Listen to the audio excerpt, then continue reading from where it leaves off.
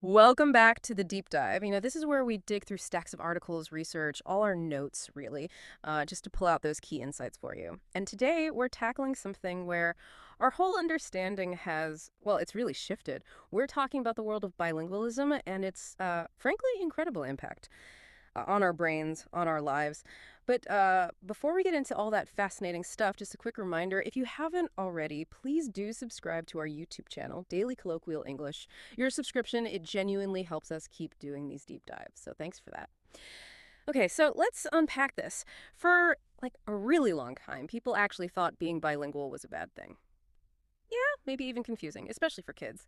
It sounds kind of strange now, doesn't it? But the research we've gathered, it completely flips that old idea on its head. It shows just how wrong those assumptions were. It's absolutely fascinating, the evolution in thinking here. So our mission today really is to walk you through the huge range of benefits. Some are pretty surprising. We'll look at the cognitive boosts, how it physically changes the brain, but also some unexpected social things, and ultimately what it all might mean for you. Right. And this is where it gets really interesting for me. This idea of the brain getting a workout, like every single day. That's pretty much what's happening inside a bilingual brain, isn't it? It's not just sitting there. Exactly. It's constantly active. You see, in a bilingual brain, all the languages you know are actually on simultaneously. Now, this isn't just a guess. Advances in brain imaging, they've let neurolinguists actually see this happening. So there's this continuous effort, right? Suppressing one language while you use another, plus the mental effort of switching back and forth. That really exercises the brain. It's like a constant mental juggling act. And it's not just a general kind of workout, is it? There was one study we looked at.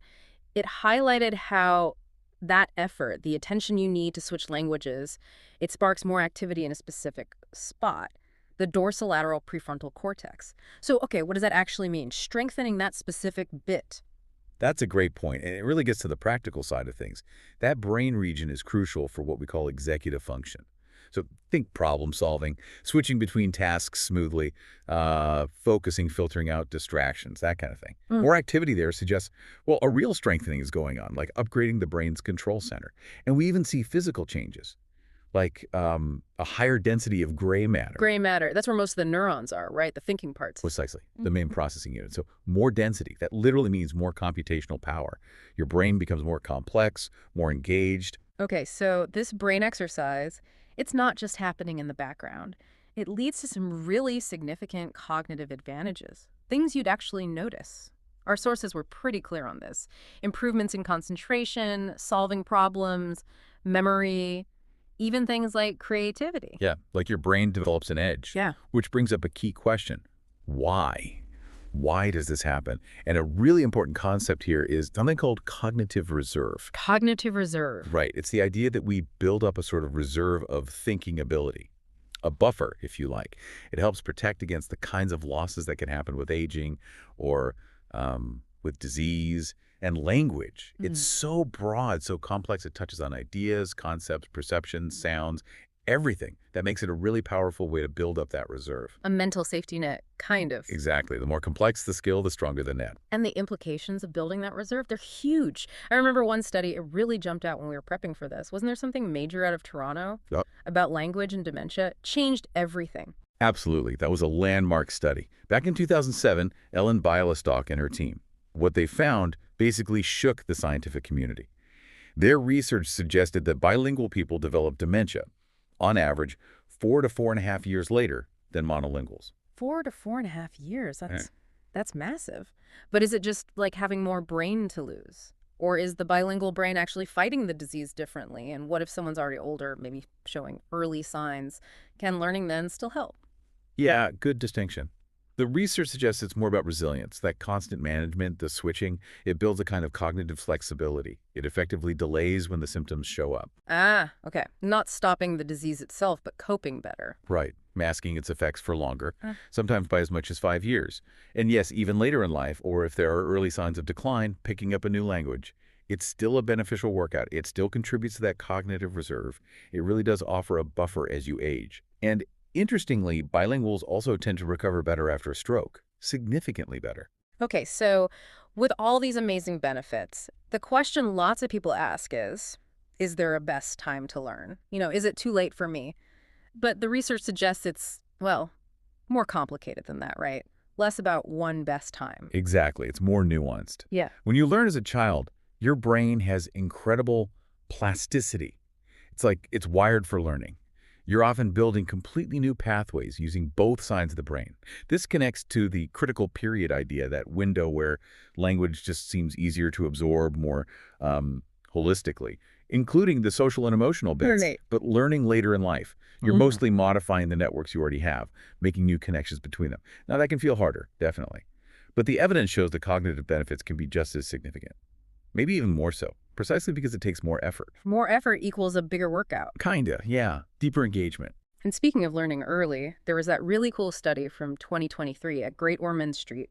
They looked at kids' brains at rest, just, mind wandering. And the early bilingual kids, the ones exposed to 2 languages, basically from birth, their brains showed stronger connections in certain networks, even when they were doing nothing. That's amazing. It's like if you lift weights every day, your muscles look bigger even when you're not lifting. Same idea, but for brain connectivity, a stronger baseline. That study really drives home how deep that early impact goes, even when the brain isn't actively doing anything. And, talking about different ways people learn, it's important to remember bilingual isn't just one thing. People get there differently. Right, the sources mention different types. Yeah, like a compound bilingual. Think of Gabriella, who moved from Peru to the U.S. when she was tiny, just 2.